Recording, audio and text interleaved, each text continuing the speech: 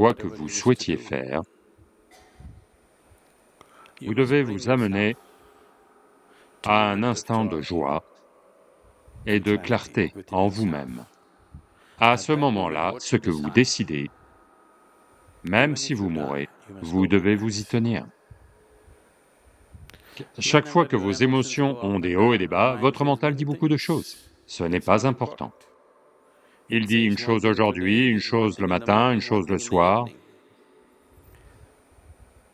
Il dit une chose aujourd'hui et une autre demain.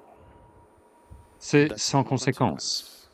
Dans un instant de clarté, quand je dis joie, c'est parce que quand vous êtes heureux, vous n'êtes pas compulsif. Quand vous êtes très heureux et clair, à ce moment-là, si vous regardez les choses et voyez que, oui, c'est ça qui a le plus de sens pour moi, faites juste ça, peu importe si ça semble être l'enfer. Peu importe. Vous traversez l'enfer pendant 10 ans, peu importe, faites juste ça. Parce que c'est là qu'est votre bien-être. Quand vous êtes dans divers états de compulsion, si vous prenez des décisions quant à la direction à prendre, vous serez éternellement perdu. Ce n'est pas ce que vous faites, c'est juste que vous le faites de façon inébranlable. Chaque jour, vous oscillez, ça ne marche pas. Vous êtes juste inébranlable, vous êtes devenu focalisé, peu importe ce que c'est. Si vous voulez être bouché, soyez bouché, de façon inébranlable, ça va s'ouvrir.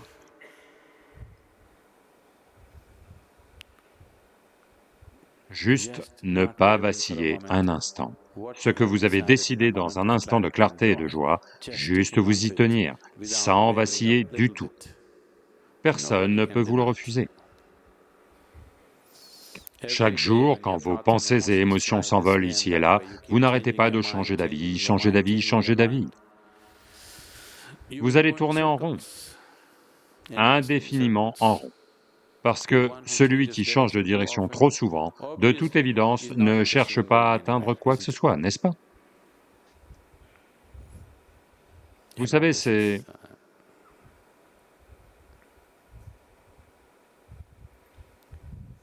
Le monde est rond.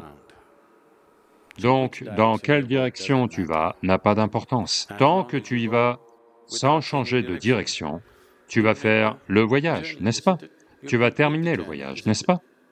Si tu changes de direction, ça va te mettre sans fin dans un état d'égarement, toujours égaré. Donc,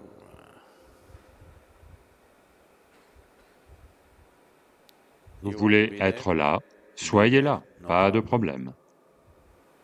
Vous voulez être ici, soyez ici. Ne changez pas d'avis tous les jours, le matin un avis, le soir un autre. Vous êtes une torture pour vous-même et tout le monde autour. Celui qui change constamment d'avis est une torture pour lui-même et pour tout le monde autour, n'est-ce pas?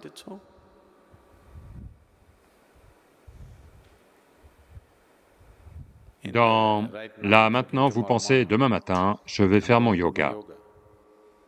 Demain matin, quand le dang à 5 heures du matin, je l'entends tous les jours, je ne sais pas combien d'entre vous l'entendent. Dès qu'il fait dang, peut-être qu'on devrait jouer du tambour. Alors votre corps dit, « Au diable ce yoga, tout ce que je veux c'est... » Ça change tout le temps, ses priorités n'arrêtent pas de changer, de changer, de changer. Il y a une autre façon de vivre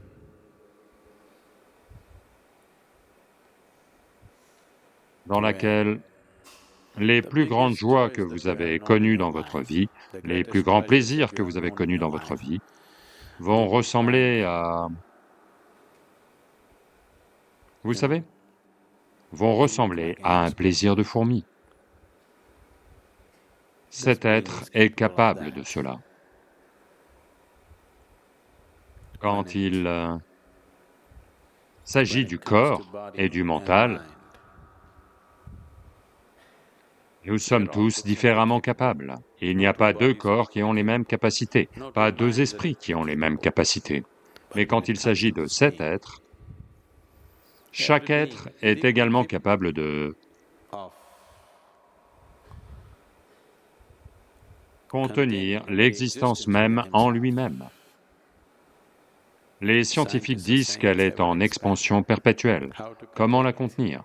C'est toute la beauté de la chose. Ce qui est sans fin, ce qui est éternel, ce qui est illimité, et ce qui est en expansion perpétuelle, cela peut être contenu dans cet être. À ce niveau-là, il n'y a pas deux êtres différemment capables. Chaque être est également capable. Ça n'a pas lieu, parce que vous changez tout le temps de direction. Chaque fois que vous trouvez une petite niche qui est confortable, vous essayez de vous y installer. Cette soi-disant civilisation est devenue un énorme frein pour le processus spirituel.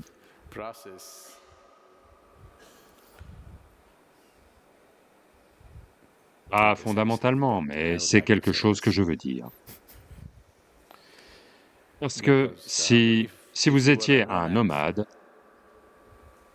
vous savez ce que nomade veut dire? Ça veut dire que vous n'êtes pas mad, pas fou.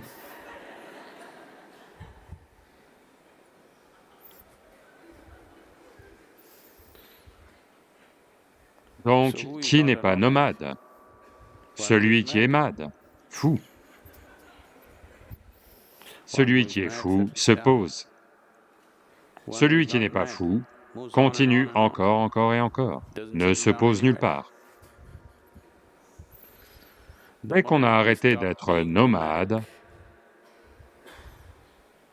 on est entré dans une certaine folie de sûreté et de sécurité, qu'elle soit physique, psychologique ou émotionnelle.